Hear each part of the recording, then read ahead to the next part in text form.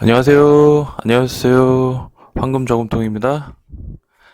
오늘 제가 하고 싶은 얘기는 뭐냐면은 지금 최근에 요즘에 보면은 그 경제 위기 관련해서 경제가 지금 급속도로 안 좋아지고 있고 그리고 앞으로도 많이 안 좋아질 거라는 그런 내용들의 뭐 유튜브 컨텐츠라든지 다양한 루트의 이야기들이 나오고 있잖아요.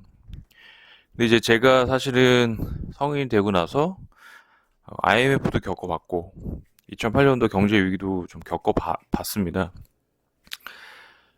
그 두 위기를 겪어본 사람 입장으로서 제가 그때 어떻게 했으면 좋았을까라는 생각이 항상 머릿속에 있었거든요. 그래서 이 구독자분들께서 제 어떤 경험담을 좀 들으시면 뭔가 힌트가 있지 않을까 생각이 들고요. 저 같은 경우도 과거에 그런 경제 위기 때 어, 의 어떤 경험들을 생각을 했을 때 지금 좀 다르게 했으면은 지금 좀 통장이 조금 빵빵하지 않을까 그런 생각을 좀 하고 있습니다. 그래서 그 내용을 한번 잠깐 얘기해 보려고 하고요. 제 같은 경우는 제 과거를 잠깐 말씀드리면은 그러니까 경제적인 위기 때 상황에 대해서 말씀드리면은 어, 98년도죠. 97년도, 98년도 경제 위기 상황이었는데 그때는 제가 다행인지 불행인지 군 입대를 하게 됐어요. 군 입대를. 근데 이제 그때만 해도 뭐 이렇게 사회 경제 쪽에 관심도 없지만 그 당시에는 유튜브라든지 어떤 그 매체들이 별로 없었기 때문에 어떤 그 경제 상황에서 구체적으로 알 수가 없는 상황이었죠. 그래서 뭐 아무 생각 없이 뭐 영장 나와서 군대 끌려갔는데 그 당시 상황에서 매체에 나왔던 얘기는 뭐냐면은 군대를 거의 기다려서 가는 상황이었어요. 좀 황당하죠? 군대를 거의 기다려서 가고 취업도 안 되고 환율이 거의 1,500원, 1,600원까지 치솟고 지금도 1,400원이잖아요. 그래서 요즘에 보면은 1,400원까지 가니까 저 같은 경우는 매우 위기감을 좀 느끼고 있는데 이거 뭐 관리가 되는지 잘 모르겠습니다. 되고 있고 근데 오히려 그에 비해서 2008년도 경제 위기 같은 경우는 그렇게 뭐 어떤 데미지라든지 제가 느끼는 뭐 특별한 내용은 없었던 것 같아요. 그때 뭐 그러니까 실질적으로 어떤 그뭐 감원이 일어난다든지 사람들이 막 잘린다든지 IMF 때처럼 뭐 회사가 망한다든지 뭐 그런 거는 좀 없었던 것 같고 다만 지금 생각해 보면은 그 주식이 많이 떨어졌었죠. 주가들이. 근데 이제 그 정도였던 것 같아요. 경제 위기 때는. 그러니까 2008년도 같은 경우는 금융위기 그리고 당시 2008년도 같은 경우 토마토 저축은행 같은 그런 어, 제2금융권 그런 은행들이 도산을 하고 그 당시에는 이제 거의 토마토 같은 경우는 그 당시 망하기 직전에 예금 이자가 8% 이상 넘어갔기 때문에 그때 많이 망한 사람들이 많죠. 그러니까 투자를 잘못해갖고 망한 사람들이 많죠. 음. 그래서 그런 상황이었었어요. 그래서 예를 들어서 2008년도 금융위기 때 같은 경우는 제가 그때만 해도 또 이쪽 투자라든지 이런 데 관심이 많았기 때문에 저 같은 경우는 계속 어, 좀 찾아보고는 있었죠. 그러니까 상황을 좀 보고 있었는데 어, 그 당시 하나만 예로 들면 주식이 굉장히 많이 떨어졌었죠. 그 당시에 주식이 많이 떨어져가지고 삼성전자가 약 40만 원 이하로 떨어진 시점이 있었어요. 많이 떨어졌죠. 근데 이제 그때는 이제 뭐 100만 원이 안 됐을 때였으니까 한 반토막 정도? 한 60%대까지, 50%대까지 떨어졌던 거죠. 그 당시에는. 그런데 그 당시에 제가 목돈이 한 몇천만 원 있었거든요. 그래서 그때 제가 어떤 선택을 했었냐면 지금 삼성전자라든지 주식을 살 것인가 아니면 소형 아파트를 살 것인가 저 고민을 많이 했었거든요. 근데 주식은 좀 불안한 거예요. 그래서 뭘 했냐면 그 소형 아파트를 구매를 했죠. 근데 제 입장에서는 돈이 그렇게 많지 않은 사람 입장에서는 괜찮은 선택이죠. 왜냐하면 리스크를 좀 덜 가져간다고 생각을 했으니까.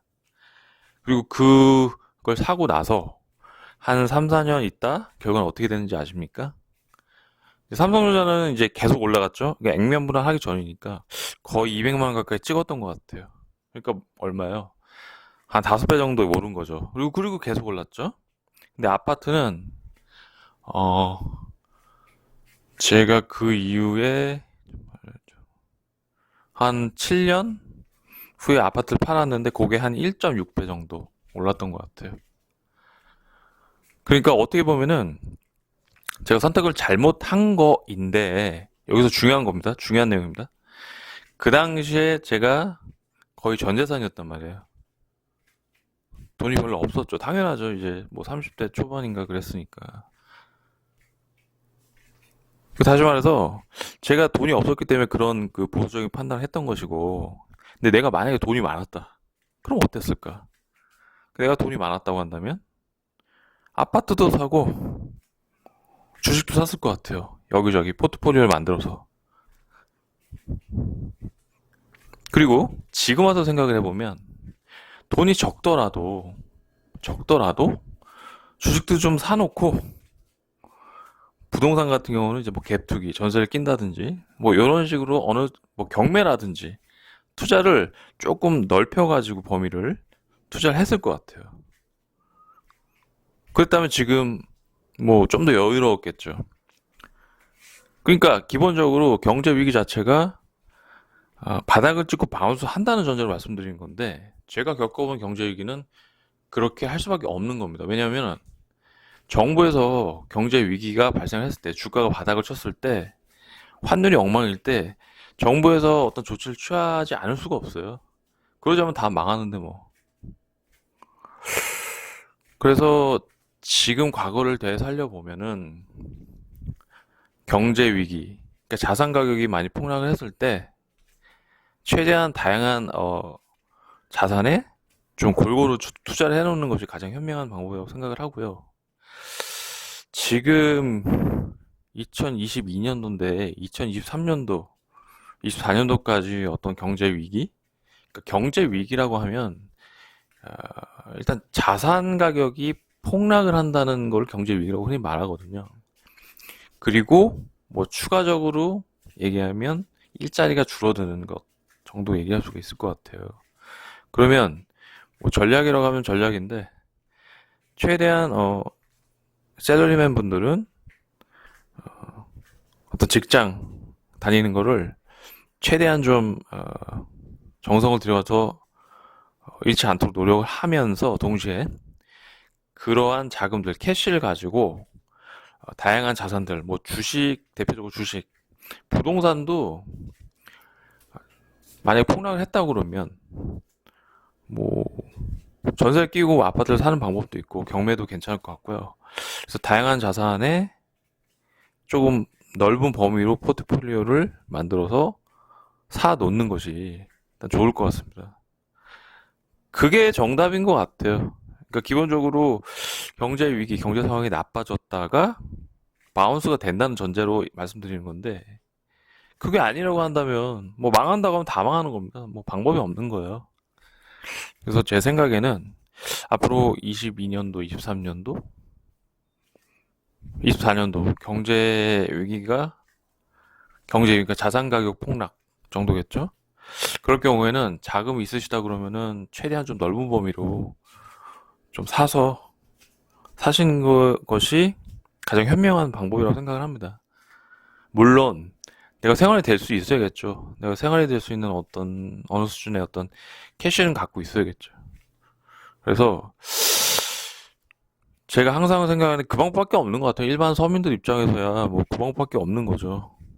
물론 돈이 많은 사람들은 어, 선택지가 많습니다. 돈이 많은 사람들은 뭐 외환도 사놓을 수 있는 거고 지금 엔화가 막 싸잖아요. 뭐 일부분 왜 엔화도 사놓을 수 있는 거고 뭐 캐시를 뭐 왕창 또 쟁여놓을 수 있는 거고 또 상황 봐서 왕창 살 수도 있는 거고 하지만은 이제 서민 입장에서는 일자리를 최대한 유지를 하고 캐시가 나오는 부분에 있어서는 일부분 생활이 될 수 있는 캐시를 모으되 최대한 좀 쪼개가지고 자산들을 좀 넓게 사는 게 방법인 것 같습니다. 그래서 제가 생각했을 때 제가 거의 금융위기를 두 번 겪으면서 느꼈던 거는 그 방법밖에 없는 것 같아요. 그래서 우리 구독자 여러분들도 이번 기회를 잘 활용한다라기보다는 그런 방식으로 잘 버티셔가지고 한 5년 후에 조금 더 좋은 긍정적인 결과로 좀 여유 있게 좀 생활하셨으면 좋겠습니다. 그런 마음으로 제가 한 말씀 드렸습니다. 여기까지 들어주신 부분 감사드리고요. 구독과 좋아요, 알람 부탁드리겠습니다. 감사합니다.